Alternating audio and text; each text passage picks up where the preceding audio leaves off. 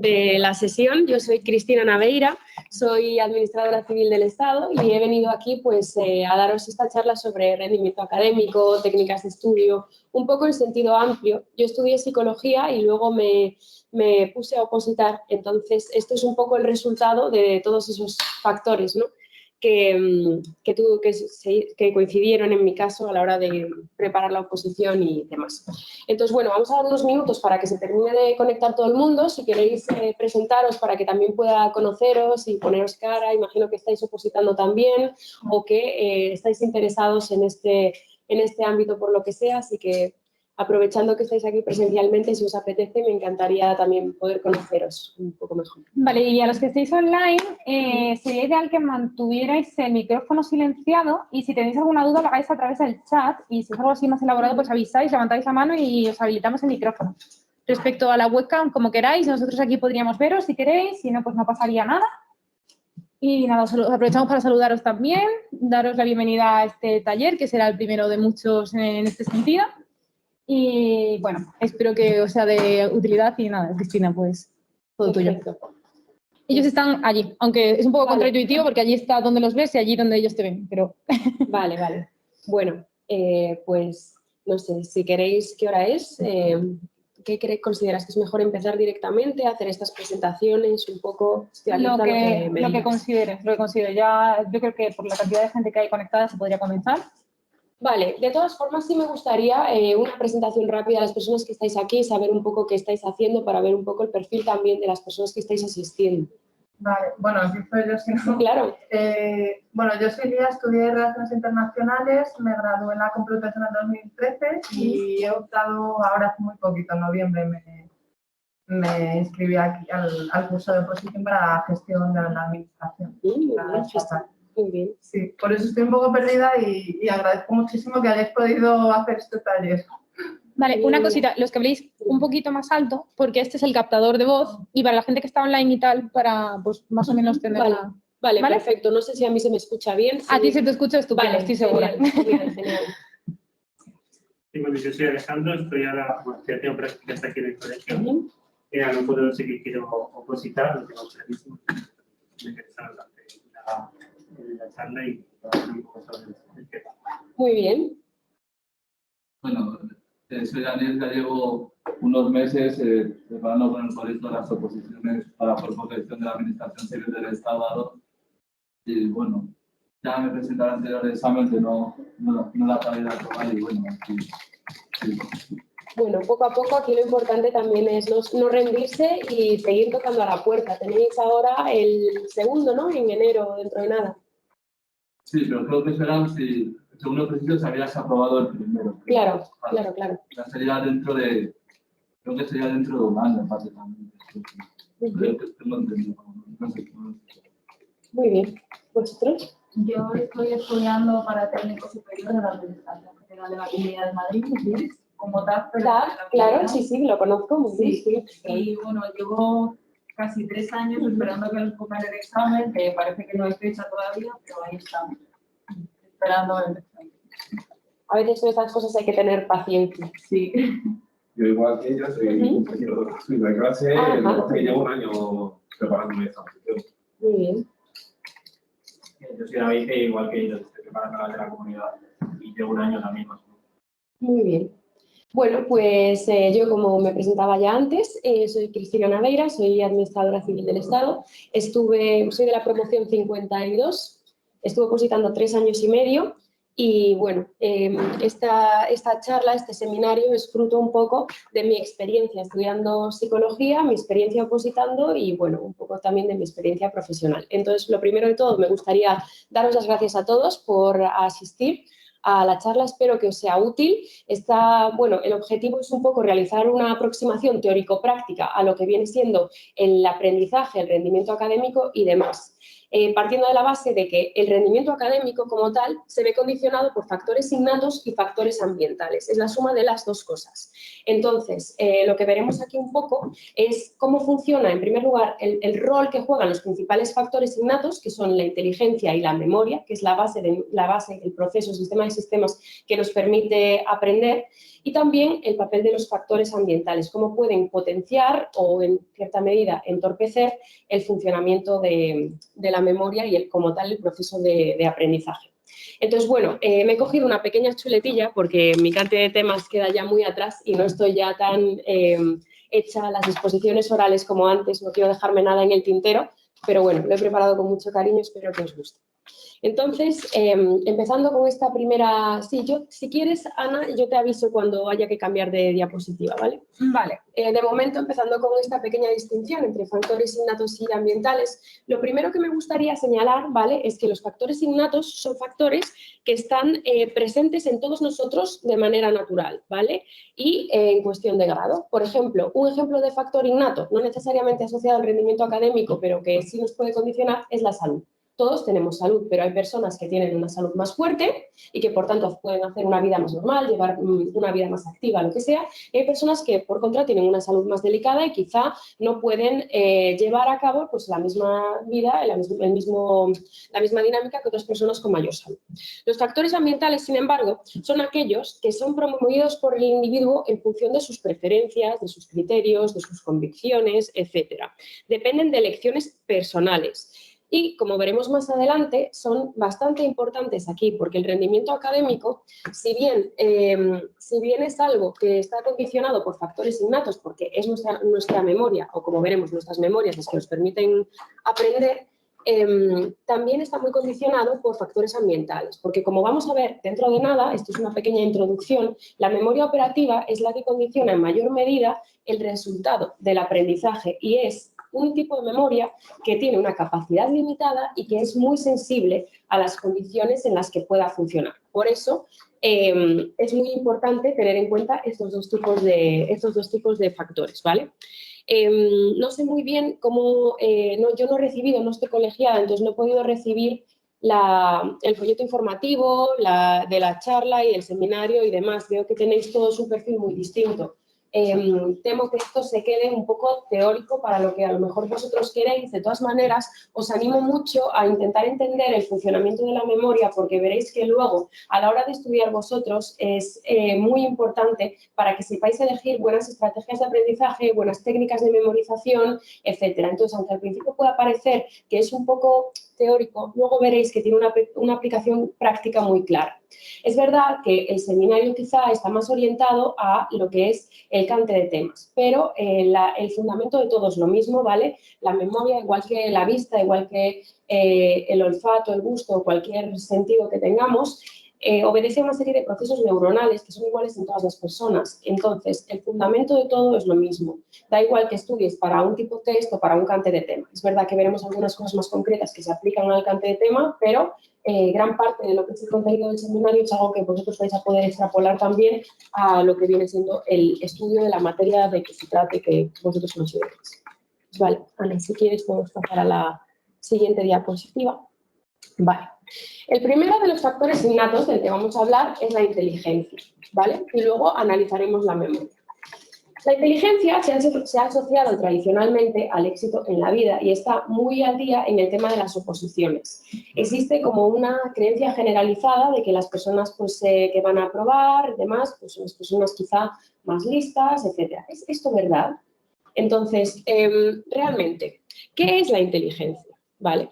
La inteligencia es una capacidad, ¿vale?, que constituye uno de los constructos más estudiados de la psicología. Es la capacidad que tenemos para pensar de modo abstracto, razonar, planificar, comprender y, sobre todo, aprender de la experiencia. Nos asiste para que nuestras elecciones sean las mejores, las óptimas, ¿no?, para las circunstancias que tenemos.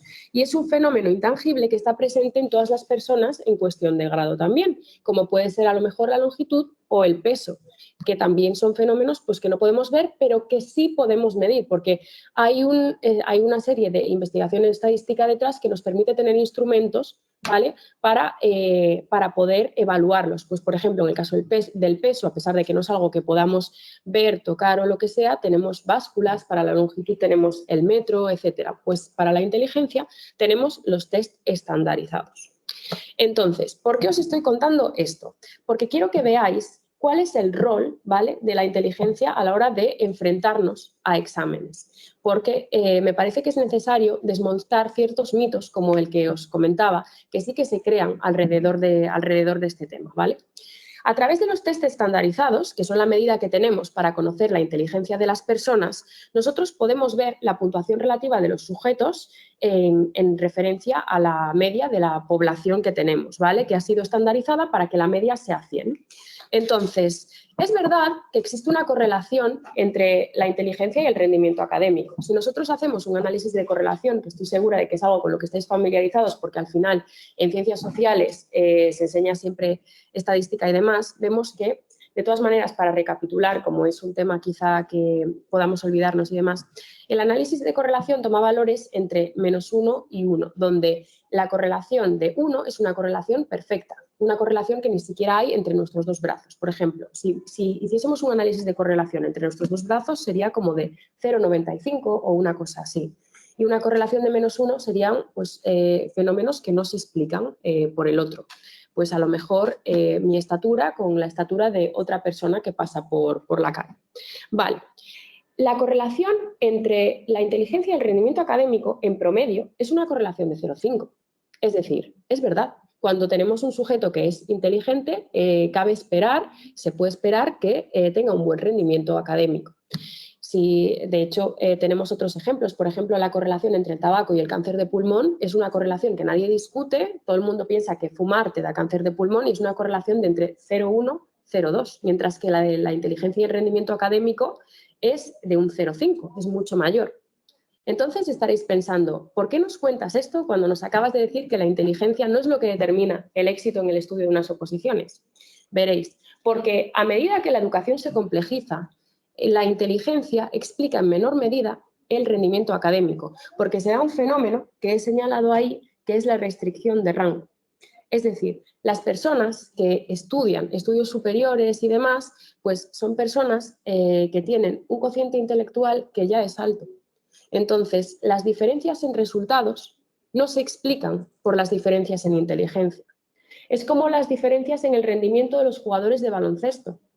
No se explican por la altura del jugador de baloncesto. ¿Por qué? Porque todos son altos. Todos los jugadores de baloncesto son altos. Entonces, bueno, esto hace que haya otros factores ambientales, otros factores innatos que sean los que tengamos que considerar a la hora de hablar de rendimiento académico. Y sobre todo esto es algo que a mí me gusta contar y me parece importante también para que uno se sienta seguro a la hora de opositar y se dé cuenta de que realmente tiene mucho margen para conseguirlo y que no son tanto las capacidades que traemos de casa, sino la actitud con la que llegamos y las ganas que tenemos de hacer las cosas bien las que nos van a llevar al éxito en el proceso.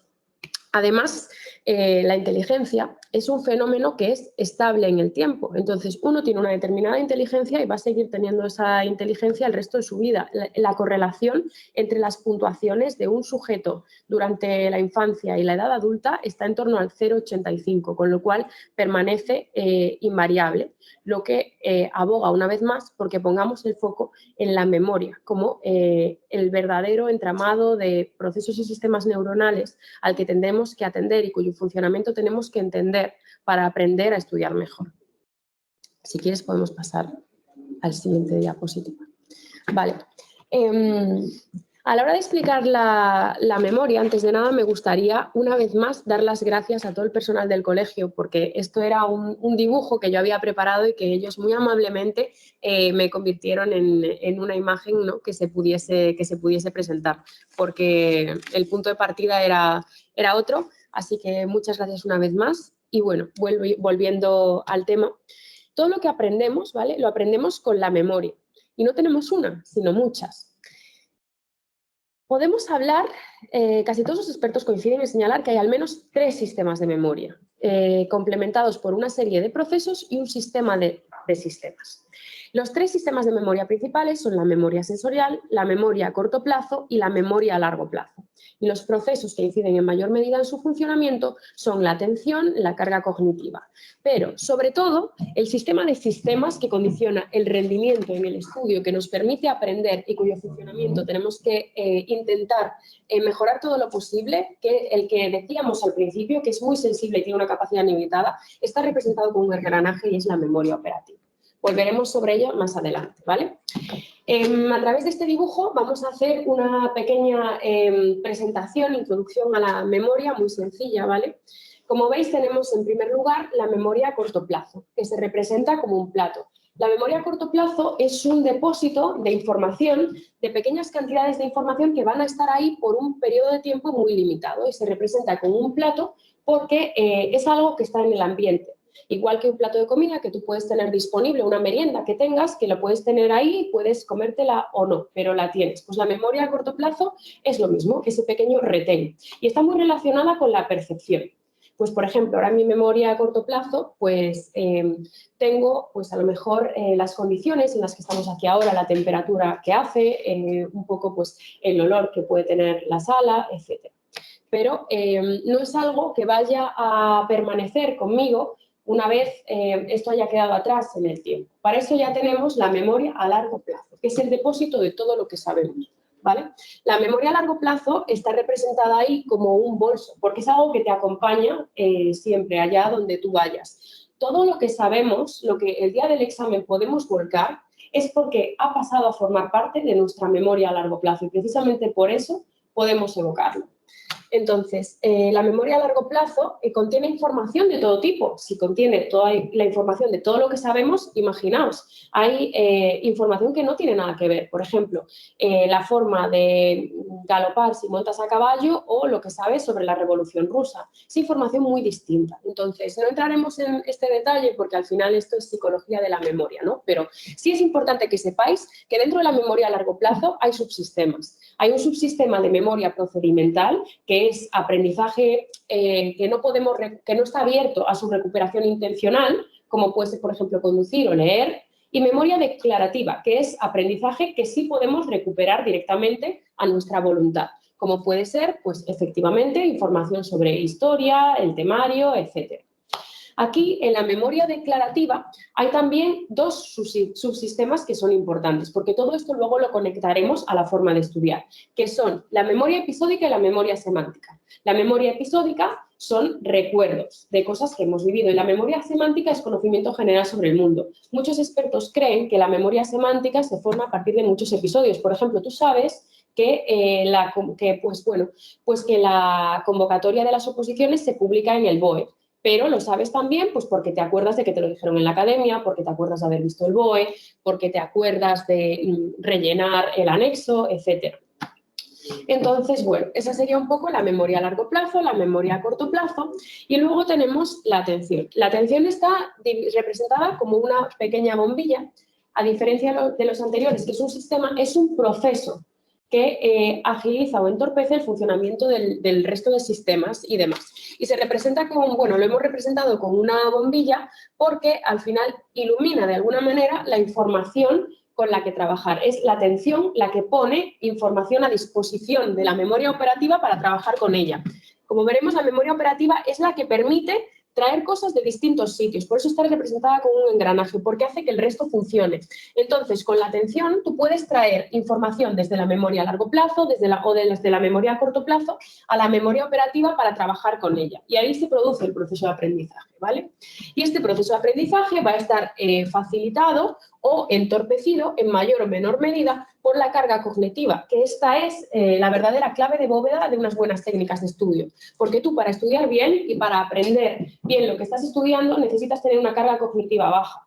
Porque si tienes una carga cognitiva baja, la memoria operativa funciona mejor y, por tanto, puedes establecer mejor asociaciones entre lo que ya sabes y lo que tienes que aprender, entre la información nueva que está procedente del entorno a través de la memoria a corto plazo y de la información que ya sabes. Porque nosotros aprendemos estableciendo relaciones de significado. Podemos pasar a la siguiente diapositiva. No sé si de momento más o menos me vais siguiendo, si tenéis alguna duda, igualmente los que estáis por la cámara. Es que son unas 60 personas que están online y a la hora de... No sé si lo están entendiendo muy bien cuando señalas. Vale. Espero que sí, por ser un poquito más descriptiva, Sí, quizá, pero... además de señalar. Ajá, vale. Porque te ven, pero hace efecto espejo, yo creo. Vale. Claro, ellos tienen aparte la presentación, la están viendo, pero bueno. Vale. Personas creo que te están entendiendo. Más o menos. Vale, muy bien. Bien. Sí. Cuando dijiste que la inteligencia es invariable a lo largo de la vida, no hay ningún factor que pueda alterarlo, como por ejemplo el uso constante de pantallas o que afecte de alguna forma ese nivel estático. No que afecte significativamente, son variaciones muy pequeñas. Se ha comprobado que la correlación es de un 0,85 a lo largo de la vida, entonces no merece la pena invertir un esfuerzo en eso. Lo que sí que es probable es que al final, si tú estás haciendo, por ejemplo, test estandarizados todos los días, pues porque quieres, imagínate, aprobar un psicotécnico que te da entrada a un máster que es muy difícil acceder, lo que sea, pues es probable que tus puntuaciones mejoren. Pero no tanto porque mejora tu inteligencia, sino porque tú te estás volviendo más hábil en el desempeño de lo que es el test estandarizado, lo estás sesgando en realidad. Así que no realmente. Y lo de la carga cognitiva baja, no he entendido muy bien por qué tienen que ser bajas para que la memoria operativa.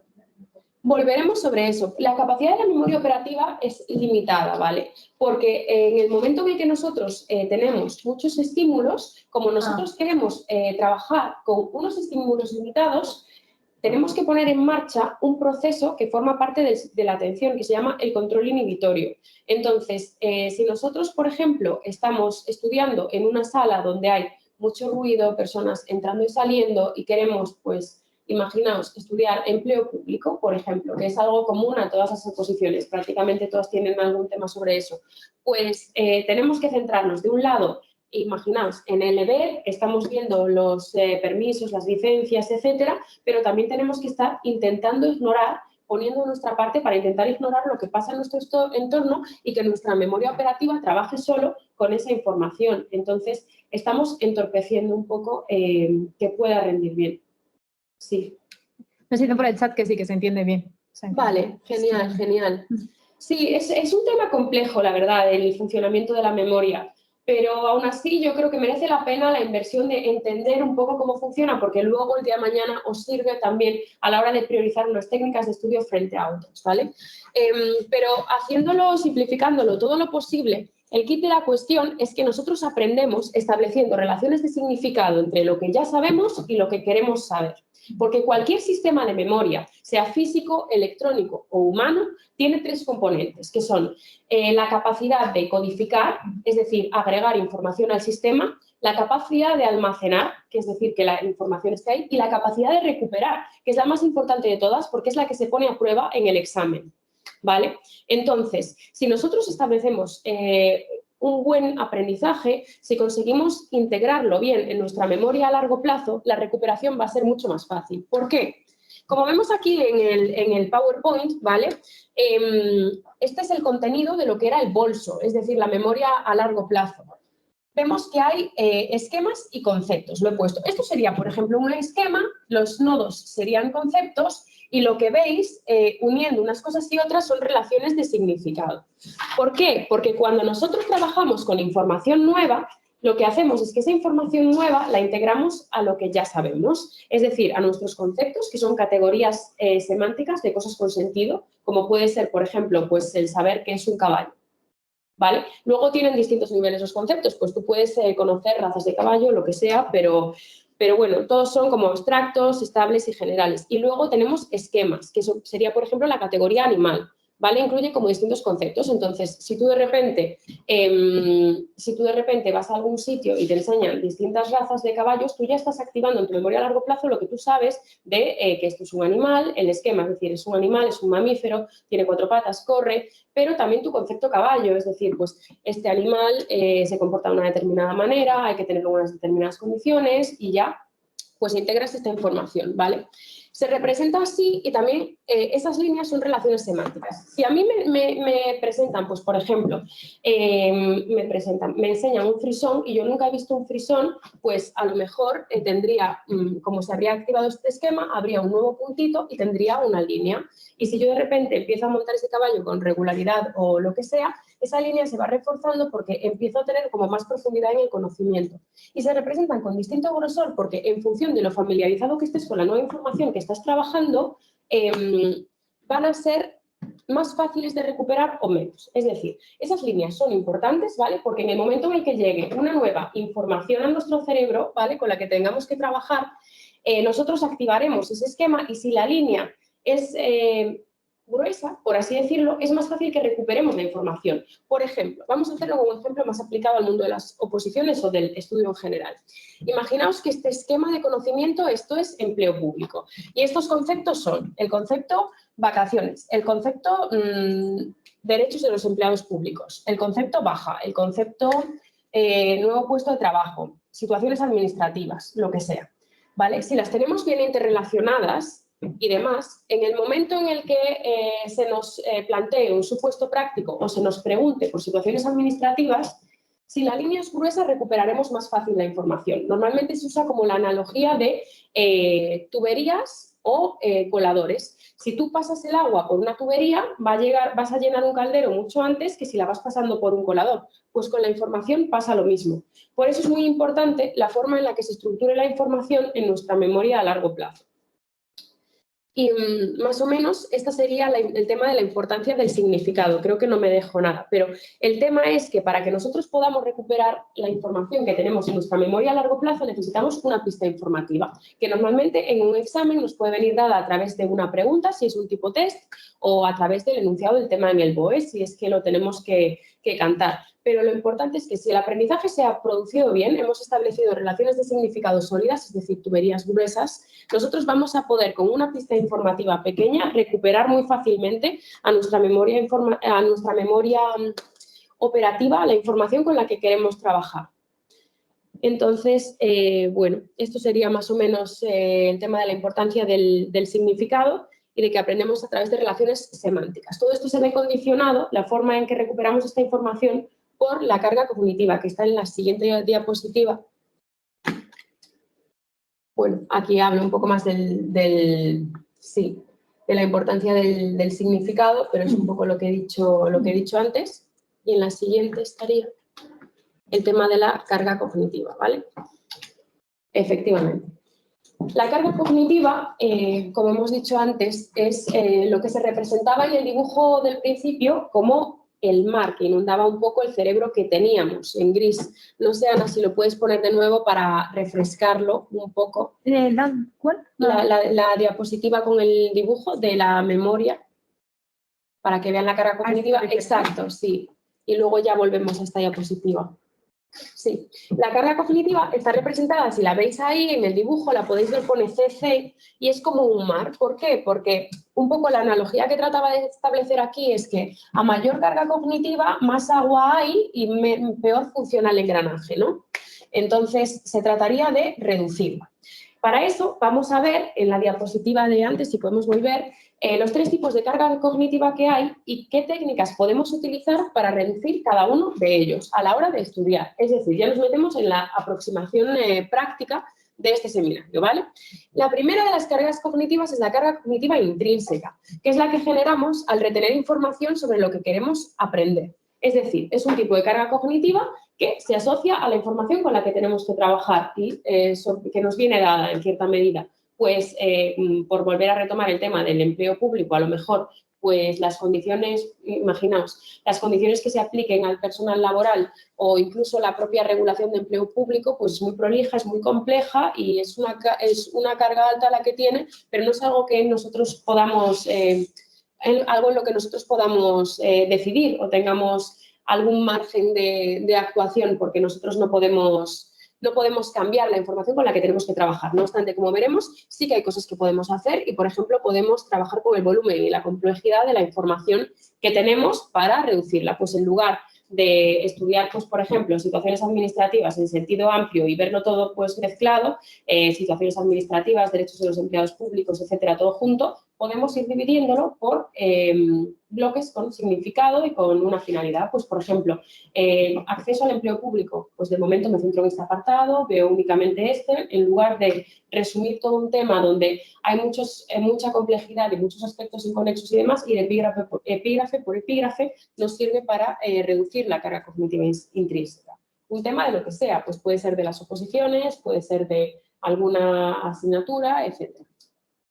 Luego, la carga cognitiva añadida es la que generamos al interpretar la información a la luz de nuestros esquemas de conocimiento previo.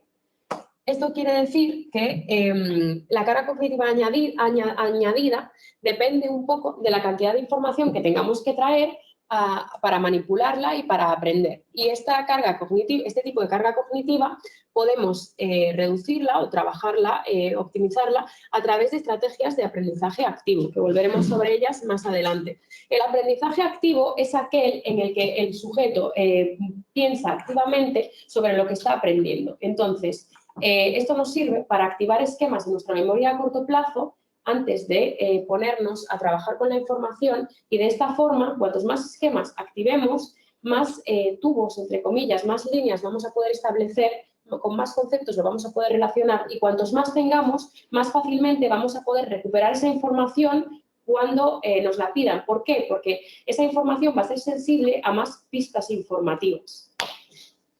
Es decir, con mayor cantidad de estímulos podremos acceder a esa información.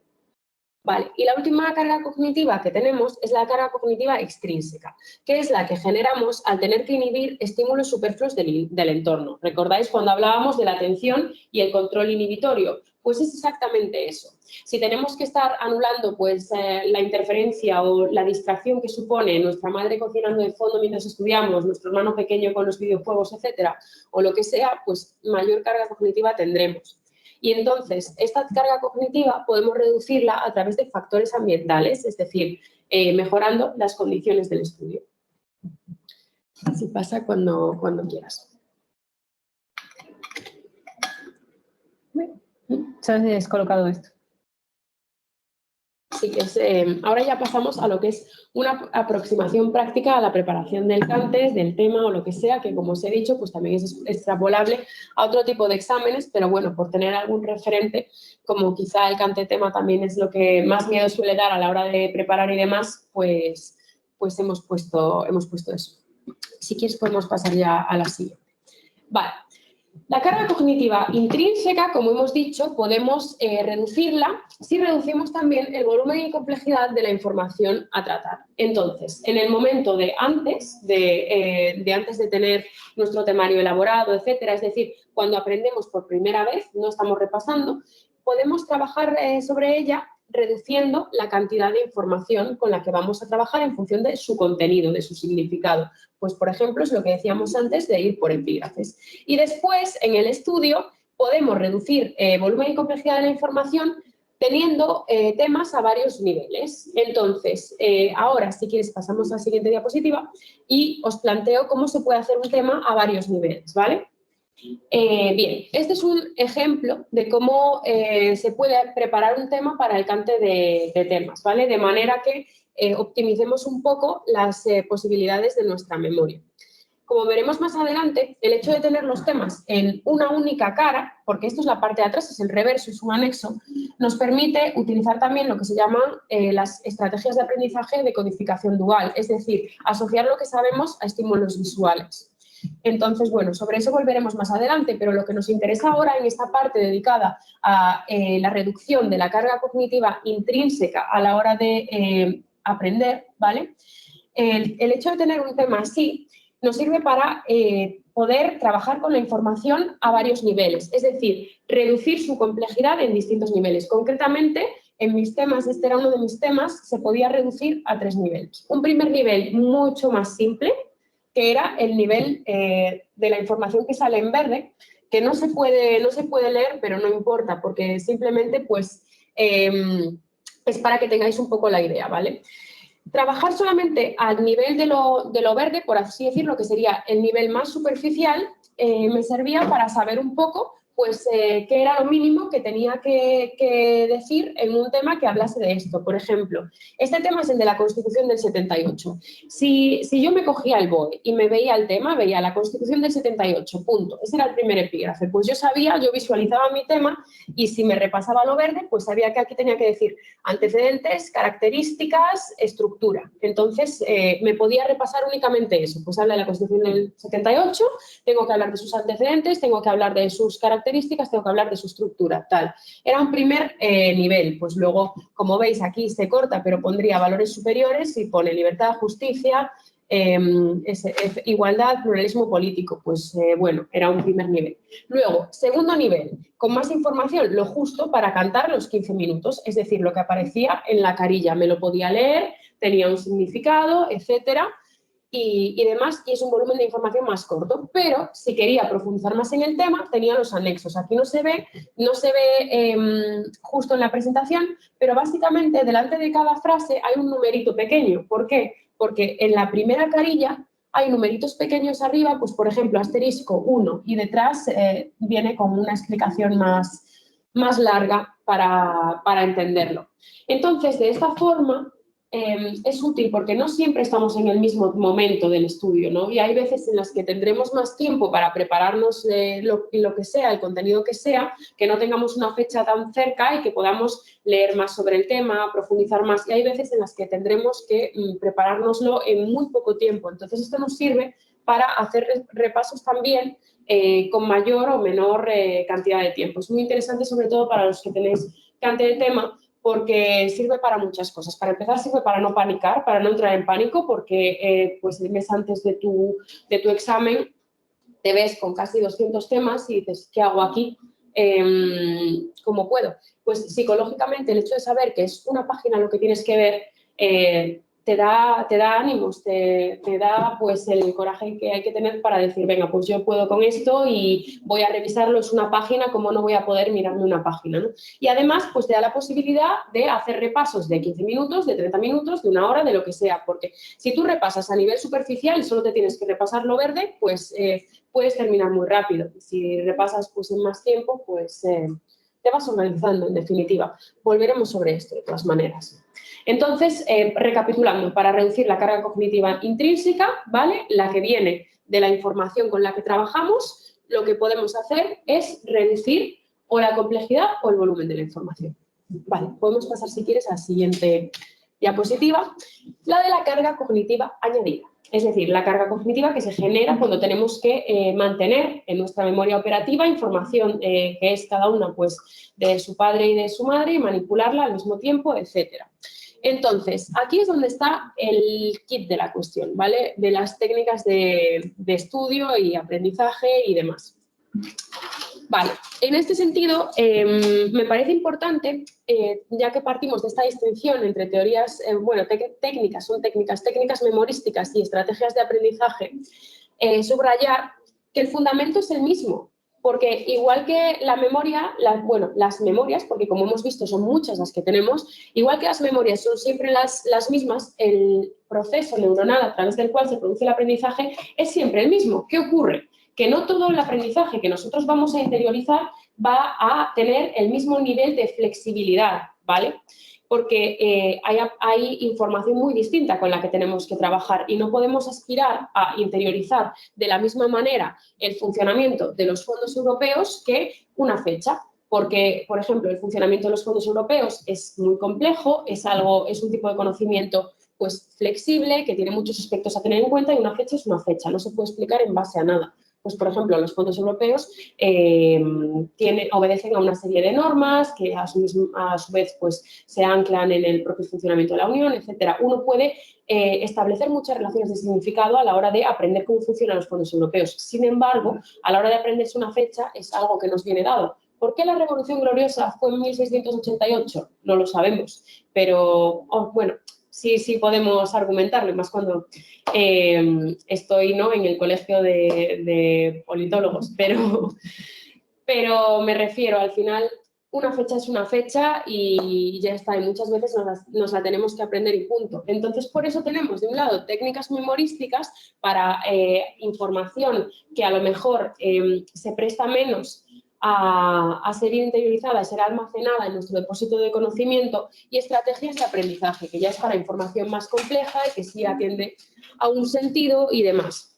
Bien, tienen el mismo mecanismo, pero tienen distinto arraigo. ¿Por qué? Porque con las estrategias de aprendizaje, al final, interiorizamos mucho más profundamente la información y es menos susceptible de caer en el olvido. Al final, con las técnicas memorísticas, lo que uno hace es retener la información, pero no la vincula a tantos esquemas de significado. Entonces, cuando tú trabajas con una información, si la vinculas solo a un par de esquemas de significado de tu memoria a largo plazo, vas a poder acceder, recuperar esa información de manera más limitada, porque vas a tener menos de dónde tirar. Sin embargo, si tú a través de una estrategia de aprendizaje activo y buena vinculas la información con la que trabajas a muchísimos esquemas, va a ser muy fácil para ti recuperar esa información, porque a nada que un esquema se accione con una pista informativa, la que sea, tú vas a poder acceder a ella. Entonces, bueno, empezando por las técnicas memorísticas, voy a contaros un poco en qué consisten las principales. Tanto técnicas memorísticas como estrategias de aprendizaje, las que he detallado en el cuadro, son las que han sido divulgadas en mayor medida por los expertos, ¿no? Entonces, pues vamos a ver un poco las que se nos ocurren y para qué, bueno, las que se nos ocurren no, las que han sido seleccionadas y para qué pueden ser útiles, ¿no? Entonces, bueno, por recapitular, las técnicas memorísticas son útiles para retener datos concretos sin sentido aparente y van a tener menos arraigo en nuestra memoria a largo plazo y, por tanto, ser susceptibles a su recuperación con menos pistas, porque tienen menos relaciones semánticas. Las asociaciones clave son una forma artificial en la que uno puede dar sentido a un dato que aparentemente no lo tiene, ¿no? Pues, por ejemplo, mesa en sueco se dice bord, no lo sé pronunciar, pero se escribe bord. Entonces, ¿cómo puede hacer una persona para acordarse esa palabra que aparentemente pues, no tiene un sentido? Pues te imaginas dándote un golpe con el borde de la mesa. Entonces dices, pues no, es board porque suena como borde, tal, lo asocio mesa a darme un golpe con la mesa. O incluso más en el terreno del estudio del derecho administrativo. Por ejemplo, la Ley Orgánica 6/2002 de partidos políticos, etcétera. Al final es una ley como tantas otras que nos tenemos que aprender y de la que nos olvidaremos mañana cuando dejemos de repasar el tema. ¿Cómo podemos utilizar una técnica memorística para recordar esta ley? Pues con una asociación clave. Por ejemplo, nos habremos estudiado muy bien la Constitución. Entonces, es la Ley Orgánica 6/2002. El 6 es el mismo artículo en el que los partidos políticos están en la Constitución. Entonces, me puedo acordar porque empieza con el mismo artículo donde están los partidos políticos en la Constitución y, además, data de 2002, que es el mismo año en el que se legalizó Batasuna precisamente porque no cumplía los requisitos, etcétera. ¿Por qué? Pues porque se aprobó la ley precisamente, pero puedo ligarlo pues con mi memoria episódica, es decir, con mi memoria a largo plazo, lo que yo sé, esos años, la situación política del momento y de hacer esta asociación. Es la Ley Orgánica 6/2002 porque, es verdad, en el artículo 6 de la Constitución están los partidos políticos y además en 2002 estaba pasando todo esto, que se legalizó Batasuna, etcétera. Eso sería un ejemplo, serían ejemplos de asociaciones claves que podemos utilizar para datos así inconexos. Vale, luego estarían los acrónimos, que son muy útiles para cuando tenemos que memorizar listas de cosas que no tienen sentido aparente, ¿vale? Aquí, pues, por ejemplo, el ejemplo que a mí me gusta dar era uno que yo utilizaba cuando estudiaba para las áreas funcionales de las delegaciones del gobierno, ¿no? Como sabéis, la Administración General del Estado en la periferia se organiza a través de delegaciones. No sé si tenemos algún problema con la conexión, Ana. No, ellos te están viendo en casa perfectamente. ¿Sí? Solo Vale. tuvo la visualización de la pantalla. Bueno, por eso nada. Sí. Bueno, volviendo al interesante mundo del derecho administrativo, la Administración General del Estado se estructura en provincias, en subdelegaciones del gobierno, en comunidades autónomas, delegaciones del gobierno, ¿no? Entonces, ejerce un poco su actuación a través de áreas funcionales. Y estas áreas funcionales, en su día, me las tuve que aprender. Y eran, pues, eran fomento, industria, agricultura y pescas en el litoral, alta inspección de educación, política social, industria y energía, trabajo e inmigración, ¿vale? Es difícil retener esa retahíla de áreas funcionales aparentemente inconexas a lo largo del tiempo, pero uno se las tiene que saber para ir al examen. Entonces, ¿cómo me puede ayudar un acrónimo? Pues, por ejemplo, no sé si aquí hay, bueno, no hay pantalla, pero realmente, si os fijáis, sería FIAAPTI, las siglas de todas las áreas funcionales. Esto es algo que se puede pronunciar porque suena como FIATI, FIATI. Claro, pues yo pensaba mientras estudiaba, fíjate tú de lo que harán ellos ahí. Entonces tenía una asociación clave y un acrónimo. Y gracias a eso, hoy que han pasado ya más de 2 años desde que he estudiado esto, pues todavía me puedo acordar, porque he puesto en marcha estas técnicas que me han ayudado. Entonces, cuando me repasaba, por ejemplo, en un repaso rápido, me repasaba ese tema de delegaciones y subdelegaciones del gobierno, etcétera, me miraba solo lo verde, porque a lo mejor tenía 10 minutos, pero al mismo tiempo reparaba en que había un FIAPTI ahí grande escrito al lado y ya no me olvidaba más. Bueno, también tenemos entre las técnicas memorísticas las canciones, y que puede sonar un poco ridículo, pero tanto canciones como poemas pueden ser muy útiles. Como ya tengo una edad, no me voy a poner a cantar las canciones que he preparado para algunas cosas, pero, por ejemplo, las provincias de Castilla y León, que son un montón, si estamos estudiando geografía o lo que sea,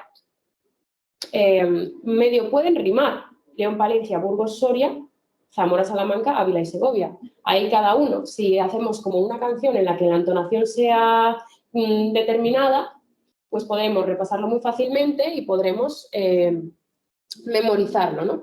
Y con los poemas igual. Al final hay información a veces, no digo que sea el caso de las provincias de Castilla y León, pero a veces tenemos información que es bastante inconexa y que nos tenemos que aprender en cualquier caso cuando estamos opositando, cuando queremos obtener una determinada titulación y no tenemos mucho margen de actuación, con lo cual es una buena herramienta de la que tirar.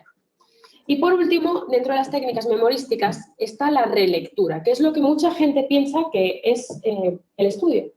Las personas que vemos que estudian leyéndose su tema, si no están haciendo una estrategia de fondo que implique pensar activamente sobre lo que están leyendo, si solamente leen de forma pasiva, están haciendo una técnica memorística, no están aprendiendo, no están empleando una estrategia de aprendizaje. Y como tal, la información con la que estén trabajando va a estar en su memoria a corto plazo, pero no en su depósito de conocimiento general sobre el mundo, no va a estar en su memoria a largo plazo, se va a quedar ahí. Y por tanto, cuando pase el tiempo, no podrán evocarla, no podrán recuperarla, porque no está integrada en los esquemas que veíamos con las líneas y los nodos y tal.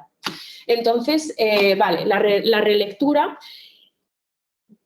puede ser útil, pero si volvemos a lo de antes, ¿vale? De que cada sistema de memoria, físico, electrónico o humano, tiene 3 cosas: la capacidad de agregar información, de almacenar información y de recuperar información. Nosotros, si releemos, solo estamos practicando la capacidad de codificar, de agregar información a nuestro sistema de memoria, pero no la de recuperar. Y en el examen lo que nos van a pedir es que seamos capaces de recuperar. Entonces, no digo que esté mal necesariamente, y de hecho lo he puesto aquí porque puede ser útil, ¿vale? Tiene 2 puntos buenos, pero no puede ser la base de nuestro estudio si queremos estudiar bien. Tiene 2 cosas buenas, que es que cuando tú relees te da cierta sensación de familiaridad, es lo que se llama ilusiones del saber. Entonces tú vas a estar más tranquilo porque dices, esto me lo sé. En plan, esto me suena, lo sé, lo he visto, tal y cual. En realidad no estás aprendiendo, pero si te va a servir para estar más tranquilo, pues está bien. Incluso está bien para el día de antes.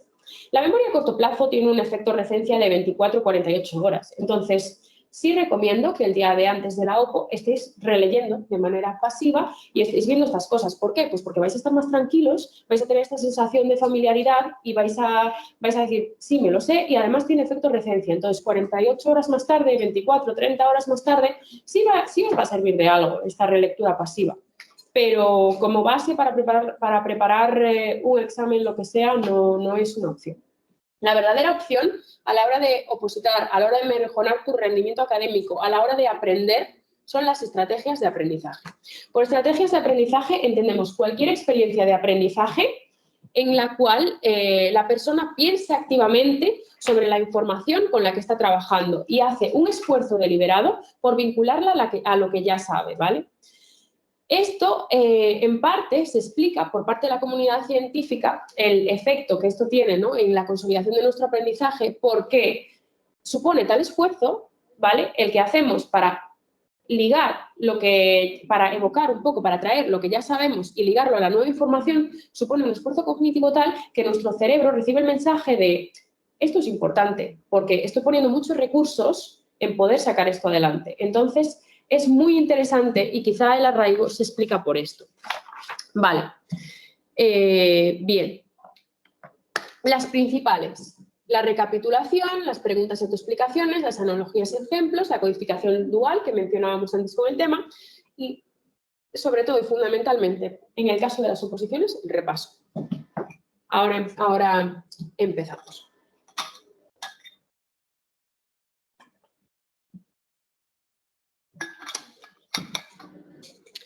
Vale. La recapitulación es una estrategia de aprendizaje que se pone en marcha antes del momento del aprendizaje, ¿vale? Antes de la tarea del aprendizaje. Cuando tú tienes un tema, no lo has abierto y haces un esfuerzo deliberado por pensar cosas que tú sepas sobre el tema del tema.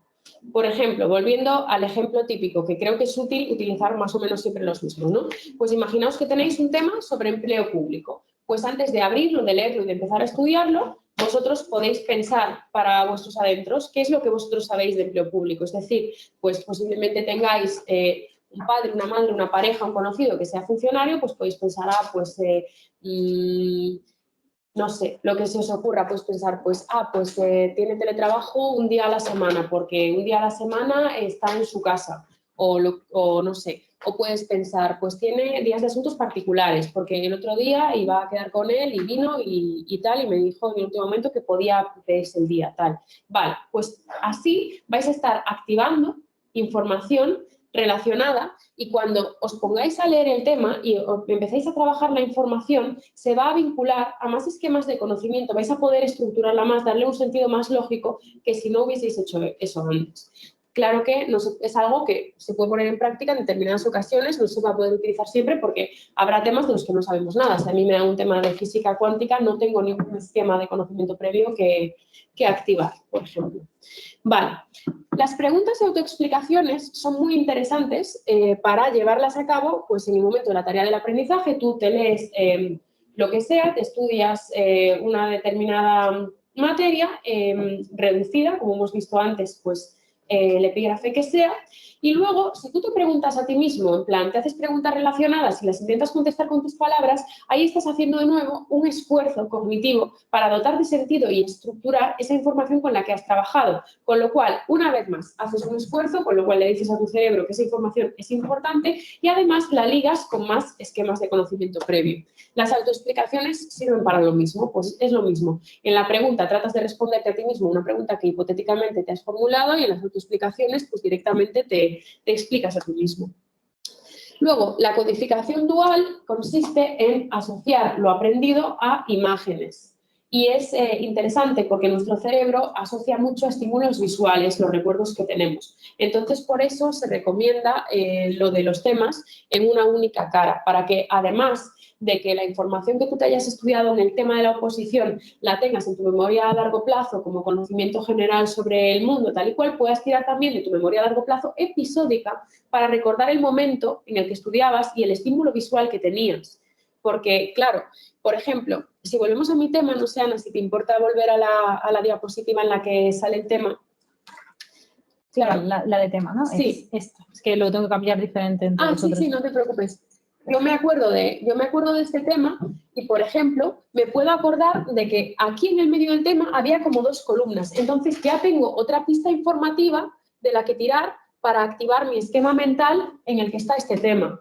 Y más allá de lo que yo sé sobre derechos fundamentales, sobre la Constitución y demás, que lo tengo pues como a lo mejor más, por así decirlo, como más intangible, puedo remitirme a este estímulo visual y decir, aquí había algo, y decir, sí, eran los derechos fundamentales que están aquí detallados. No se ve, pero pues por ejemplo, artículo 29, derecho de petición, etcétera, están ahí. Ya podemos volver a la diapositiva de antes si quieres, gracias. Y bueno,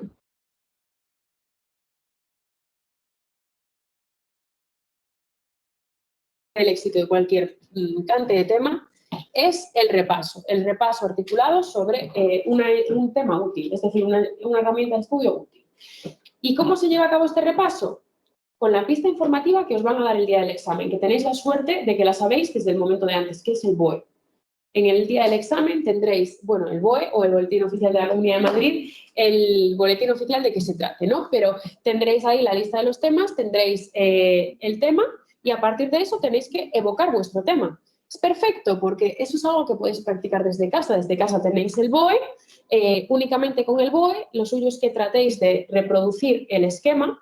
Si optáis por el método que yo os propongo de hacer un tema similar al que se ha expuesto aquí, vosotros os sentáis en vuestra casa con el BOE y tratáis de reproducir un estímulo visual y la información a nivel más superficial. Y si conseguís reproducir todo eso perfecto, ya habréis activado los esquemas de conocimiento de todo ese tema, que se relacionan con todo ese tema. Entonces, cuando ya abráis el tema y lo leáis, vais a poder vincularlo mucho más con lo que sabéis y vais a establecer relaciones semánticas, es decir, líneas, como en el esquema que habíamos visto al principio, líneas entre puntitos mucho más gruesas. Y esto será muy útil porque será mucho más fácil para vosotros evocar de nuevo la información cuando la necesitéis. Además, se os va a preguntar, se os va a pedir que recuperéis esa información con una pista informativa con la que ya habéis trabajado, porque siempre va a ser con el boletín oficial. Entonces, de esa forma vais a poder estudiar muy bien, bajo mi punto de vista. Entonces, bueno, siendo así, constituye lo que los expertos llaman dificultades deseables, porque es verdad que cuesta recuperar la información teniendo únicamente el BOE delante, pero de nuevo, y siento ser tan pesada, pero es muy importante, cuanto más esfuerzo, mejor, porque más se arraiga la idea en vuestro cerebro de que la información con la que trabajáis es importante y, por tanto, más arraigada va a estar en vuestra memoria a largo plazo. Entonces, bueno, esto sería, no sé si aquí en esta parte tenéis alguna duda, porque es quizá la parte más práctica de la exposición y sí me interesa que si alguien se ha perdido o lo que sea, pues me lo pueda decir y pueda aclararlo. O... Los que estáis online podéis o por el chat o si queréis iniciar el micrófono no pasaría tampoco nada, ¿vale? Si no hay dudas. Si no hay dudas, pues estupendo, continuamos, ya no queda mucho más. Sí. Pues en principio continuamos y luego si tal abrimos un turno de preguntas. ¿De acuerdo? Sí, gracias. Vale. Llegados a este punto, ya la única carga cognitiva que nos quedaría por gestionar a la hora de darle a nuestra memoria operativa las condiciones de trabajo más favorables y demás, sería la carga cognitiva extrínseca, que es la que deviene de las condiciones en las que estudiamos. En este sentido, he recopilado aquí pues, algunas de las principales recomendaciones a la hora de estudiar, ya sea en casa o en la biblioteca, que supongo que es la decisión fundamental, ¿no?, a la que se enfrenta todo el mundo a la hora de decir, vale, me toca estudiar lo que sea, una oposición, un curso, una carrera, lo que sea, ¿a dónde voy? ¿Qué es mejor? ¿Me voy a una biblioteca o me quedo en casa? Realmente da igual, lo que importa es tu actitud. Tu actitud y la forma en la que estudies, es decir, la forma en la que proceses la información, la forma en la que trabajes, pero no por estar en un sitio vas a estar mejor que en otro. Y de hecho es muy habitual compaginar y cambiar en función de la temporada.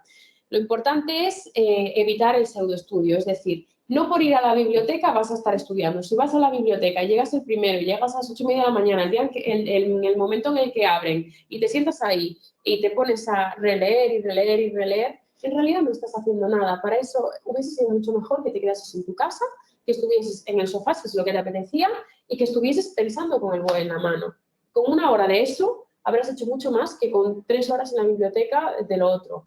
Lo que pasa es que muchas veces pues, pecamos a lo mejor de no reparar en este tipo de cosas y simplemente sentirnos bien porque es lo que se espera de nosotros, ¿no? Pues estoy en la biblioteca, estoy cumpliendo como he madrugado, que contenta está mi madre. Pero no, realmente no hemos aprovechado tanto el tiempo. Lo importante es la actitud y también el condicionamiento. ¿Qué es el condicionamiento? Vale, no vamos a entrar en esto, Pero el condicionamiento es otro de los principios de la psicología del aprendizaje. No sé si estáis familiarizados con los experimentos de Pavlov, con el perro que salivaba, que es típico, ¿no? Vale, pues el condicionamiento clásico es uno de los principios del aprendizaje y opera en todo tipo de situaciones vitales. Y en el estudio también. Entonces, si nosotros tenemos una mesa, ¿vale? Reservada, imaginaos, esa mesa. Si vosotros, perdón a los que estáis con la cámara, que a veces me olvido, pero hay una mesa en el fondo de la habitación y la he puesto de ejemplo, como puede ser cualquier mesa, ¿no? Pero estás girando la cámara, ¿no? Sí, intentándolo. O sea, es una mesa cualquiera. A donde voy es a que si siempre estudiamos en el mismo sitio, en el momento en el que nos sentemos en ese sitio y solo lo usamos para estudiar, que luego pues allá las condiciones de cada uno, quizá no todos tenemos una mesa que solo podamos utilizar para estudiar, pero si siempre estudias en el mismo sitio o te acostumbras a que si son las 8 de la mañana y te sientas en esa mesa blanca es porque vas a estudiar, llega un momento, a lo mejor al mes o no sé, realmente no sé cuándo, pero llega un momento en el que tu cerebro entiende que si vas ahí es para estudiar y no se pone a procrastinar, no espera eso. ¿Por qué? Pues porque ha hecho una asociación entre es por la mañana, estoy en esta mesa con mi temario, es el momento de centrarme y estudiar. Y no vas a estar pensando en voy a mirar el móvil, voy a ver si me ha escrito alguien, voy a tal. ¿Por qué? Pues porque tu cerebro no está habituado a eso. Tu cerebro está acostumbrado, ha aprendido que si estás en esa mesa a esa hora es porque quieres estudiar. Entonces, en ese sentido, es importante, siempre que podamos, es interesante al menos que el lugar de estudio sea eso, el lugar de estudio. E incluso esto pasa mucho para las personas que tienen insomnio y demás. Una de las cosas básicas de las rutinas de higiene del sueño que proponen los especialistas y todo es que la cama la utilices para dormir. ¿Por qué? Pues porque también se crea un condicionamiento. Si tú en la cama estás con el teléfono móvil, tal cual, o incluso estás leyendo, tu cerebro se activa. Es como momento cama, momento leer, voy a ponerme a tal, o momento Instagram, voy a ver qué hay. Claro. Entonces, en ese sentido, es importante que el sitio de estudio sea el sitio de estudio, si podemos permitirnos que así sea. Luego, pues te puede pasar que a lo mejor estudias en tu estudio de 30 metros cuadrados, donde la mesa de estudiar es la mesa de comer y es la mesa de hacer videollamadas con quien sea. Pues contra eso no se puede luchar, pero pudiendo elegir, que sepáis que es interesante a la hora de tener en cuenta factores ambientales, que el lugar de estudio sea siempre el mismo. Luego, siempre que podamos, una habitación libre de interrupciones y ruido. ¿Por qué? Pues para no tener que forzar demasiado nuestro sistema atencional, como hemos visto antes, y no tener que poner en marcha el proceso de control inhibitorio. Luego, buena iluminación, preferentemente luz natural, esto sobre todo por vuestros ojos, sobre todo los que estéis opositando, porque al final es un proceso de muchas horas en el que la tónica general es que las dioptrías suban. Entonces, cuanto menos forcéis los ojos, mejor. Y también porque si queréis optar por la codificación dual y haceros los temas a una página con varios niveles de procesamiento de la información, eso se va a traducir en Calibri 6. Y Calibri 6 y visión apropiada es muy poco compatible. Entonces, si al menos podéis tener luz natural, como ciegos y os vais a quedar, pues si pueden ser solo 2 dioptrías, mejor que no sean 4. Claro. Sí. Luego, buena ventilación, que esto está muy de moda ahora en tiempos de COVID, pero es importante siempre para que estemos bien, estemos a gustos, una temperatura agradable, acceso limitado a la tecnología, pues precisamente por esto, porque al final tener un WhatsApp que vibra todo el tiempo, un móvil en el que nos llaman, es control inhibitorio, una vez más. Entonces, si queremos reducir carga cognitiva, acceso limitado a la tecnología.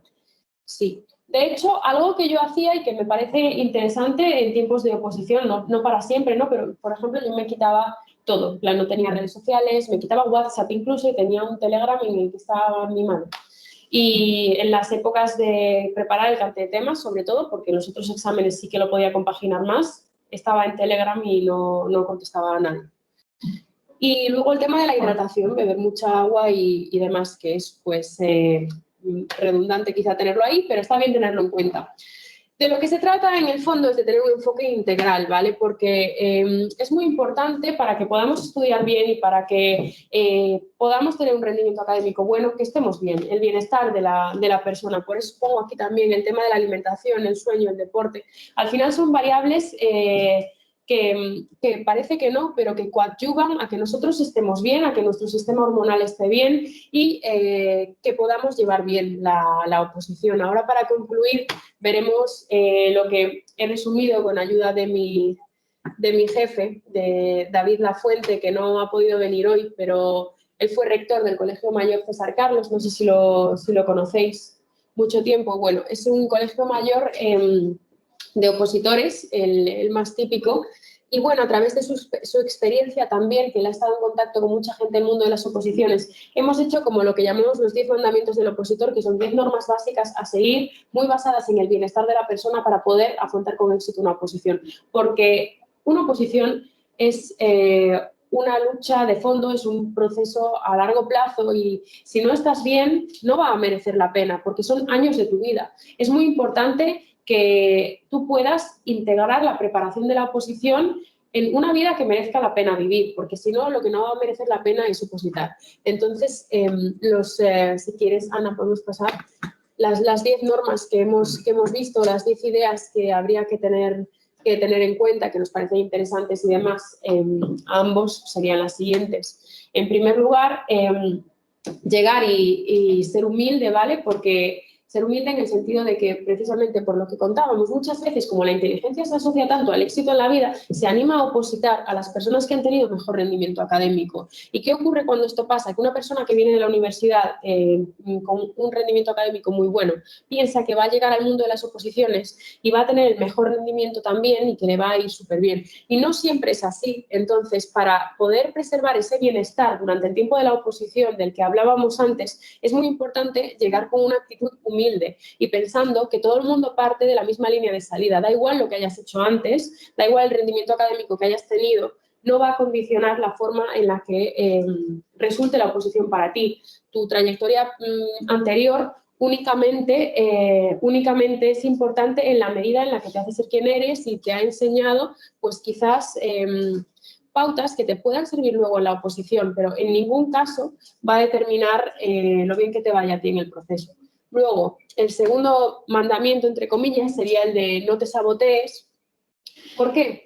Porque es bastante común encontrar gente con pensamientos catastrofistas anticipatorios en el mundo de las oposiciones, de ¿y si no apruebo? ¿Y si no apruebo qué voy a hacer? ¿Y qué pasa? ¿Y qué tal? No lo sabes. Al final las situaciones se van resolviendo. Lo que está claro es que si tú estás pensando en que no puedes, en que va a ir mal, en que lo que sea, estás destinando una parte importante de tu energía a anticipar un futuro que es malo y que por tanto te genera una serie de emociones negativas que van a interferir en tu bienestar. Y realmente de nada sirve plantear escenarios futuros. Lo que tienes que tener en cuenta es el momento presente, porque es lo único que depende de ti en ese momento. Si el día de mañana no hay un aprobado, pues es algo que tu yo del mañana pues tendrá que gestionar. Pero en este momento lo único que cuenta es el día a día. Entonces, confía en tus capacidades. Si has llegado hasta aquí es por algo. Si lo estás haciendo es por algo, cree en ti y no te sabotees. El tercero será el de no te compares. No te compares porque ni siquiera tú eres el mismo todos los días que estás estudiando. Y hay días que rindes mejor, hay días que rindes peor. Hay simulacros que te saldrán mejor, simulacros que te saldrán peor. Por tanto, si ni siquiera eres tú el mismo todos los días, ¿cómo vas a compararte con otras personas? La situación es totalmente distinta. Ni siquiera sabes qué día van a tener esas personas cuando se presenten al examen, ni las variables que va a haber. Entonces, no tiene sentido. Únicamente tienes que compararte contigo mismo y con lo que has hecho el día anterior y qué estás haciendo para mejorar la persona que eras ayer o el rendimiento que tuviste ayer. ¿Cuáles son las nuevas medidas que has implementado para conseguir mejorar o para ir camino de hacerlo? Luego, el cuarto sería el de cuídate y cuídanos, es decir, cuida de ti, ¿vale? Precisamente porque es muy importante que estés bien durante el tiempo de la oposición y cuídalos porque es necesario que cuides de tu entorno, porque al final la oposición es una situación irreal en la que estás tú y priorizando un examen, entre comillas, con toda la carne en el asador, es decir, no hay vida más allá de la oposición, pero es que sí la hay. Entonces, ese es el tema. La oposición da hasta donde da y tú eres una persona que tiene un entorno, que tiene una familia, unos amigos, etcétera, que también van a estar ahí en el momento en el que la oposición quizá te dé unos momentos más amargos si llegan y si no, pues estará ahí contigo para celebrar, pero van a estar ahí. Entonces, siempre es importante mantener tus vínculos y también la parte de cuidarte porque tu salud te puede jugar una mala pasada. Y sí. La quinta es la de priorizar. Es verdad que es una situación vital en la que muy artificial en la que no puedes quizá seguir llevando la vida que llevabas hasta ese momento, pues precisamente por eso trata de priorizar las cosas que te hagan bien y de promover ese bienestar que te hace falta a la hora de estudiar. El sexto es el de colabora. ¿Por qué? Pues porque aunque la oposición puede verse desde fuera como un proceso muy individualista, un proceso en el que estás tú solo contra la adversidad, compitiendo con todo el mundo, en realidad no lo es. Es un proceso en el que la colaboración cobra más importancia que en ningún otro. Porque si tú lo haces bien y si tú das los estándares, la plaza va a ser tuya. Lo conseguirás. Pero si no colaboras con nadie, es muy probable que no te enteres de cosas, que no puedas entender bien, porque al final estamos en un proceso artificial en el que muchas veces las clases están limitadas, la información con la que hay que trabajar es muy compleja y realmente uno tiene que estar pendiente de tantas cosas que es fácil que se le pasen cosas por alto. En mi experiencia, el hecho de trabajar en equipo, ayudar a otros y hacer piña tiene un resultado muy positivo en la oposición.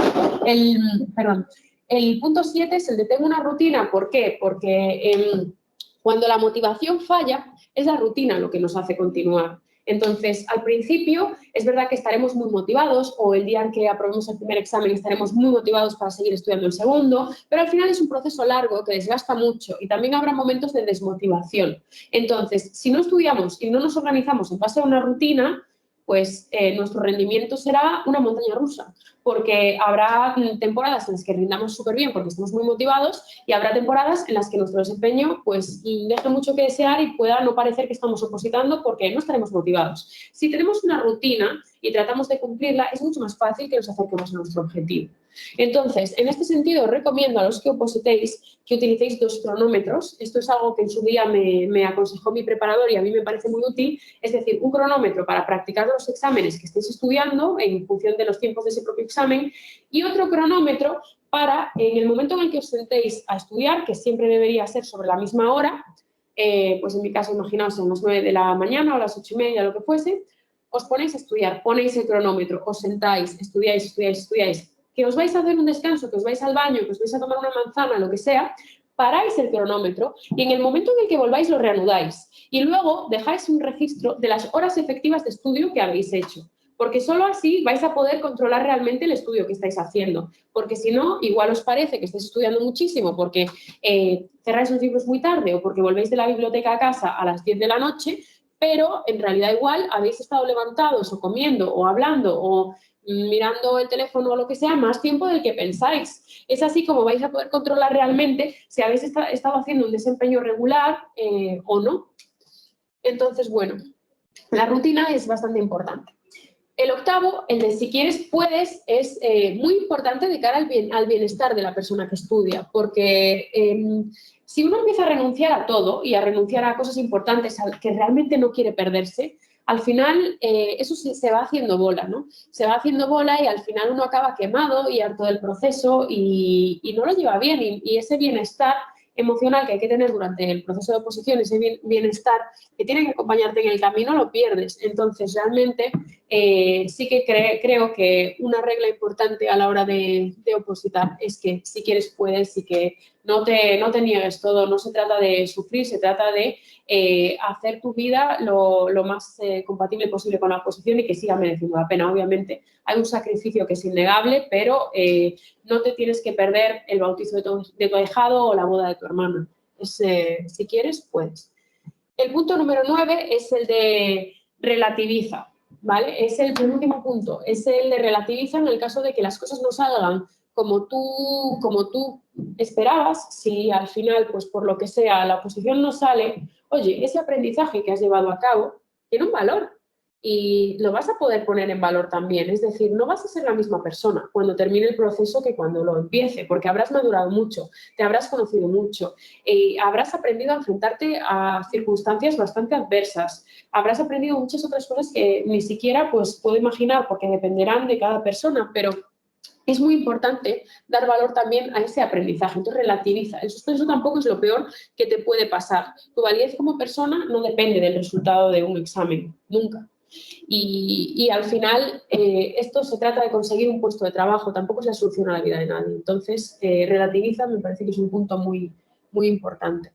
Y el último es enamórate del proceso. Y con esto lo que quiero decir es un poco el resumen de todo lo anterior, es decir, la capacidad de integrar la OPO en tu vida, de que te guste la vida que llevas mientras estás estudiando, es lo que va a marcar la diferencia entre que puedas y que no puedas. Porque todo el mundo quiere al final unas condiciones de vida buenas, todos queremos al final unas cosas parecidas, igual que en el sector privado, pues todos querríamos ser a lo mejor, no lo sé, CEO de Amazon o tener un puesto como muy chulo, pero no todos estaríamos dispuestos a pasar por lo que es no ver a tu familia, trabajar horas y horas y horas y horas, tener el teléfono sonando todo el rato, tener que coger mil llamadas, ¿no? Por eso, tiene que ser un proceso por el que estés dispuesto a pasar. Y para que estés dispuesto a pasar por el proceso que supone estudiar, aprender, opositar, etcétera, tiene que ser un proceso que te guste. Así que creo que es muy importante tener en cuenta lo anterior y conseguir articular al final una forma de vida que sea sostenible, que te permita estudiar bien, ser eficiente y disfrutar del proceso. Con esto habríamos llegado a nuestro fin. Muchísimas gracias a todos. A Ana Isabel, que ha estado aquí pasando las diapositivas, a todo el equipo del colegio y a todos los que me habéis aguantado esta hora y media, 2 horas, no sé cuánto tiempo ha sido. No sé si tenéis algunas preguntas o lo que sea, yo estoy a vuestra disposición para cualquier cosa que necesitéis. Han hecho algunas preguntas relacionadas con la preparación de oposiciones del colegio y eso, si les parece bien, pues lo podemos tratar pues, a través del email, podéis llamar, lo que deseéis, ¿de acuerdo? No sé qué recursos y tal. Pero sí que ha hecho una pregunta, una compañera que se llama Delia, que me parece bastante interesante, que es cómo de importante es para el bienestar del opositor confiar al 100% en la academia de preparación en la que está y bueno, pues saber que ha acertado también eligiendo la oposición, eligiendo, y cómo se puede saber eso, si se tiene incertidumbre, si no se tiene incertidumbre, cómo se vive eso, ¿no? Pues me parece una pregunta muy buena y muy interesante la que plantea Delia. Yo creo que es una pregunta subjetiva que dependerá pues de un poco de la percepción que tenga cada uno, ¿no? Pero yo creo que es fundamental porque al final si uno no está totalmente satisfecho con el lugar donde está opositando, quizá va a tener una cierta inquietud. Al final una oposición es un proceso en el que hay que manejar volúmenes de incertidumbre muy elevados. Entonces, si tú no te sientes seguro, pues al final eso es, creo, complicado. En cualquier caso, yo creo que como en cualquier otro ámbito, ¿no? de la psicología de uno mismo, o sea, del bienestar emocional de una persona, la vara de medir es nuestro propio bienestar. Entonces, si tú no estás bien con el sitio donde estás preparando, no es el sitio correcto. Eso es lo que yo personalmente opino. Vale. Si hay alguna otra pregunta, tanto los que estáis presenciales como los que estáis online. Un poco, a ver, desde el punto de vista psicológico, que me interesa mucho, yo sí que es verdad que empecé quitándome el WhatsApp radicalmente, porque dije, me desgastan mucho las redes sociales y noto que pierdo una cantidad de energía tremenda por los grupos que se generan, familiares, de amigas, de todo, y entonces me lo quité y bien. Pero, ¿cómo se puede a lo mejor lidiar con esa incertidumbre, con los procesos esos emocionales, que las etapas, porque hay días en los que uno se levanta bien y claro, y yo no sé, todavía no tengo rutina, pero para estar un poco equilibrada, de decir, a ver cómo... No sé si entiendo exactamente a lo que te refieres, porque de un lado lo de WhatsApp que me dices, que te ha venido como bien quitártelo, sí, pero de otro... Pero para mantener un poco el... para no aislarte, ¿no? Quieres decir, sí, para seguir un poco vinculada con tu entorno y demás. Un poco como... Pues... No lo sé, a lo mejor yo lo que haría, lo que puedes hacer de momento, si estás empezando a tener una rutina de estudio, entiendo que es porque no llevas tanto tiempo opositando y todavía estás en el inicio, ¿no? del proceso. Pues quizá puedes estudiar tus horas del día, unas 8 horas de cronómetro, ¿no? que sería el punto medio de partida bien. Los primeros meses, los primeros 6 meses, yo creo que son de rodaje, de ir haciéndose. Nadie va a estudiar 8 horas de cronómetro el primer día que se sienta, eso está claro. Pero una vez uno tiene más o menos la rutina sentada, yo creo que podrías a lo mejor estudiar con el teléfono en modo avión y luego por la noche ya reconectar un poco con los mensajes que te han ido llegando, un poco tu familia, lo que sea. Es que aquí ya es difícil aconsejar o dar ideas porque, claro, la situación de cada uno es lo que va al final a determinar. Sí. Vale. No, y lo de las redes sociales sí que es verdad que alguna vez me han comentado de algunas personas, no, sigue en YouTube a no sé quién que tiene un canal. ¿Y alguna recomendación que pudieras decirnos? ¿Pero canal de qué tipo? ¿De motivación? ¿De opositores? De opositores, yo qué sé. Pues no conozco ninguno, la verdad. Es que de hecho yo creo que un opositor no tiene tiempo a ver canales de motivación de opositores, ¿no? Pero Hay gente que sí que me lo ha comentado y bueno. puede ser, no sé. Durante mi oposición, por ejemplo, mi pareja buscaba mucha información sobre parejas de opositores, ¿no? Para ver cómo podía llevarlo él. Sí que creo que de eso hay bastante contenido, sí. Pero canales como de oposiciones así no lo sé. Sí que he visto en Instagram que hay cuentas de motivación, etcétera. Pueden estar bien en estos tiempos de pandemia para crear vínculos, ¿no? Yo creo que es muy importante durante el tiempo de la OPO, lo que decía antes, colaborar, crear piña. En mi caso, por ejemplo, yo iba a la biblioteca del Círculo de Bellas Artes y hice pues mi grupo de amigos de la biblioteca, que fue fundamental para mí en el proceso, porque al final te hace sentirte parte, ¿no? de algo, porque si no, uno estudiando solo en casa se puede quedar bastante aislado. Al final hay etapas de todo tipo, ¿no? Pero está bien tener como una red de seguridad, red de apoyo, de gente que esté pasando por lo mismo, con la que poder hablar, etcétera. Y quizá ahora, con todo el tema de la pandemia y demás, que quizá podemos tener más tendencia a quedarnos en nuestra casa, pues quizás sí sea una herramienta interesante. Claro, no, en mi caso yo las clases que tengo son virtuales, entonces claro, no tengo ningún tipo de contacto con nadie más allá de esas 2 horas. Bueno, pero a lo mejor tu grupo de alumnos con los que vas, que estén virtualmente, quizá podéis, yo tengo alumnos también, ellos van a clase presencialmente, de hecho aprovecho para saludarles si alguno está presente. Ellos van a clase virtualmente, pero aparte tienen un grupo de WhatsApp en el que están ellos sin mí y aparte se organizan también sus cosas, hablan entre ellos. Me consta que, bueno, pues uno de los exámenes de la OPO que yo preparo es un ensayo. Me consta que se leen sus ensayos también entre ellos, no solo me los leen a mí y que aprenden los unos de los otros. Ayuda mucho. Estoy en ese sentido muy orgullosa de la dinámica que han creado y creo que es muy útil y creo que se puede crear en comunidades de estudio como virtuales también. Bueno, hay algunas preguntitas más por el chat. Eva Justos pide recomendaciones de libros, sobre técnicas de estudio, preparación de oposiciones, artículos un poco también valdría. Pues la verdad es que no he encontrado nada, ¿eh? Y he buscado, sobre todo porque, bueno, la preparación que he hecho es un poco un batiburrillo de ideas de un libro que estoy escribiendo, que es un libro sobre técnicas de estudio para opositores y que precisamente me he puesto a escribir, llevo como más de un año escribiéndolo.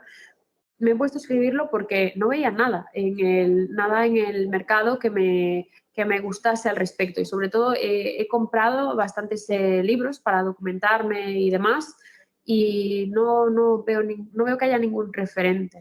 Bueno, pues si finalmente lo publicas, les mandamos la referencia por email, que ya lo tenemos. Sí.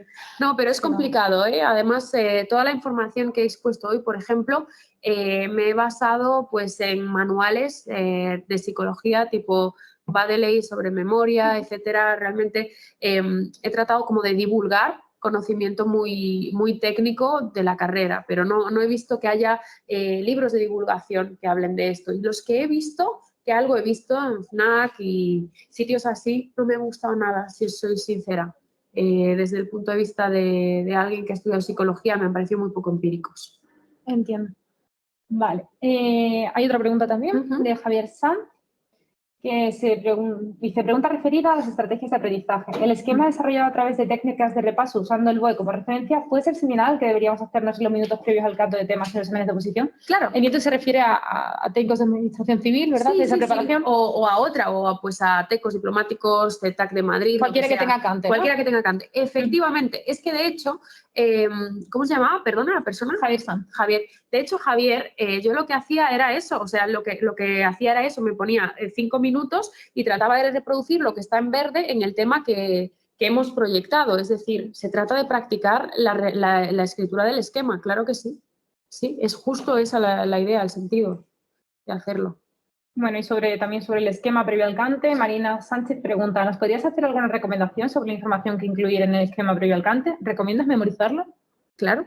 O sea, claro, sí. Yo lo que os recomiendo es, ¿vale? Que vuestros temas del cante estén a una carilla. Si queréis podemos volver a poner la diapositiva de mi tema.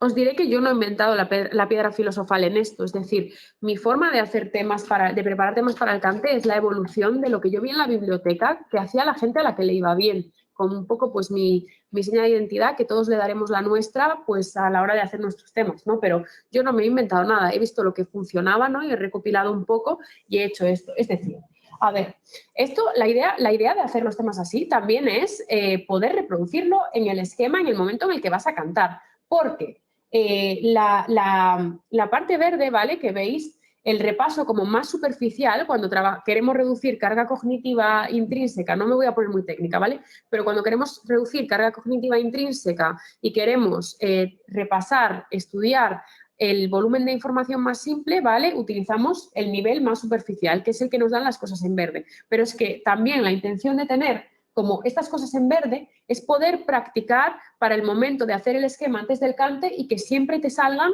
los mismos verdes. Entonces tú ya vas sobre terreno conocido. Nada de improvisar, por favor, a la hora de preparar el esquema para el cante del tema el día del examen. O sea, lo último que queréis hacer a la hora de hacer una oposición es poneros creativos en el momento del examen. No, todo se practica de casa. O sea, se practica todo, todo, todo.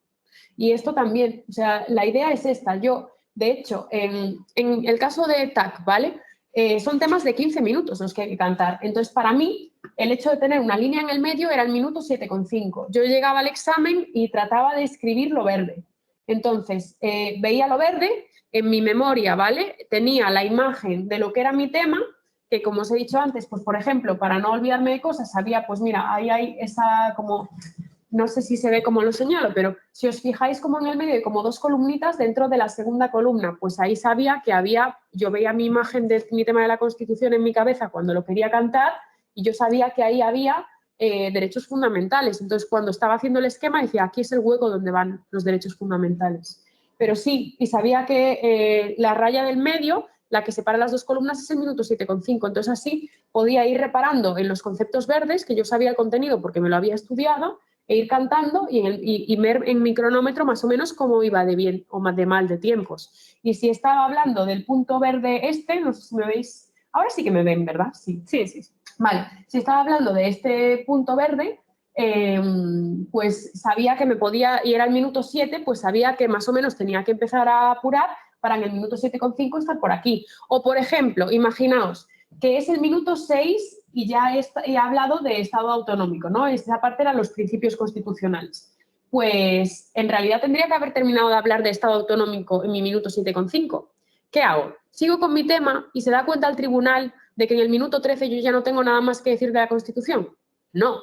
Es otra de las ventajas de tener el tema así, de prepararse los esquemas. Yo me doy cuenta de que voy mal de tiempo ahí cantando y digo, vale, pues recapitulando sobre los principios constitucionales y me enrollo como una persiana. Como es el minuto 6, el tribunal no sabe que realmente voy mal de tiempo, piensa que es intencional, porque donde la gente se da el atracón es en el minuto 13, el minuto 14, que ves a todo el mundo sufrir, en plan, y recapitular y hablar y extender el tema como puede. Si tú te pones a extender el epígrafe como puedes en el minuto 6 y luego vas a tener contenido para hablar pues, de la libertad, la justicia, la igualdad, es decir, los valores superiores de manera larga, nadie va a pensar que ibas mal de tiempo.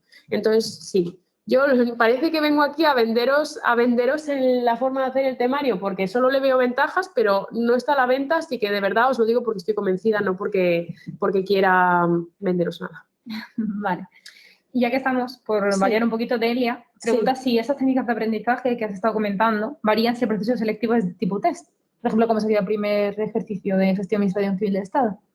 Vale, o sea, técnicas de aprendizaje, estrategias de aprendizaje. No, realmente, como he dicho antes, la forma de estudiar es siempre la misma. Tú tienes que priorizar unas técnicas memorísticas o unas estrategias de aprendizaje en función de la naturaleza de la información que tú tengas que retener, no en función del tipo de examen. Pero sí que es verdad que la forma en la que tengas que recuperar la información condiciona la manera en que tú la preparas, porque no es lo mismo tener de pista un tema en sentido amplio que tener información más concreta. Vale, y una última pregunta, que me parece muy interesante, de Miguel, que va más a un tema más emocional, ¿no? ¿Cómo gestionar la incertidumbre y los tiempos de estudio en momentos en los que todavía no se sabe cuándo van a ser los exámenes, ¿no? En lo que todavía es difícil prever. Pues, Miguel, yo ahí me remito me remito a uno de los mandamientos, creo que era el 7º, que era el de tengo una rutina. Es decir, lo que tú me estás diciendo son casos claros de falla la motivación. ¿Por qué? Pues porque no tengo una fecha, pues porque tengo incertidumbre, por lo que sea. Si tienes una rutina, pues te toca seguir, ya está, no hay más. Es lo que tienes, la rutina, es lo que hace que te puedas sobreponer a ellos. Por supuesto, hay mucha incertidumbre en estos procesos. Y yo te quiero hacer ya una pregunta, Claro. ya para finalizar, ya es más a nivel personal, ¿no? Porque tú aprobaste una oposición, Sí. no sé si fue un camino sencillo para ti, si no lo fue, pero si te tuvieras que quedar con una sola cosa de haber estado estudiando las oposiciones, no de haber sacado la plaza, sino del momento de estudiar las oposiciones, ¿qué sería? ¿Qué fue para ti lo mejor? ¿Lo mejor? Sí. Pues yo fui muy feliz en el momento en el que opositaba, sí, os soy totalmente sincera. Es verdad que el proceso era duro y que tenía todo el tema de la incertidumbre y demás, pero estaba en un momento personal bueno. Tenía una pareja que me cuidaba un montón y que me hizo el proceso enormemente más fácil. Tenía un grupo de amigos en la biblioteca que a día de hoy sigue siendo pues, mi grupo de amigos también, con lo cual yo puedo decir incluso que disfruté el proceso. Por supuesto, tuvo también sus momentos bajos que tiene cualquier proceso. Obviamente, pues tuve mis dolores de estómago el día antes de cantar, obviamente, pues tuve mi cierto insomnio, mi ansiedad, etcétera y demás, pero en el día a día yo era feliz y creo que eso fue lo que marcó la diferencia. Muy bien. Bueno, pues yo creo que ya damos por finalizada la charla. Todo esto quedará grabado, lo subiremos a nuestro canal de YouTube, se enviará a todos los asistentes, también los que estéis aquí presenciales por si queréis volver a verlo. Nada, esperamos que os haya sido de utilidad a los que seguís con nosotros. Muchísimas gracias por vuestra atención y Gracias sobre todo, a vosotros. Gracias, Cristina, también por Gracias. Muchísimas gracias.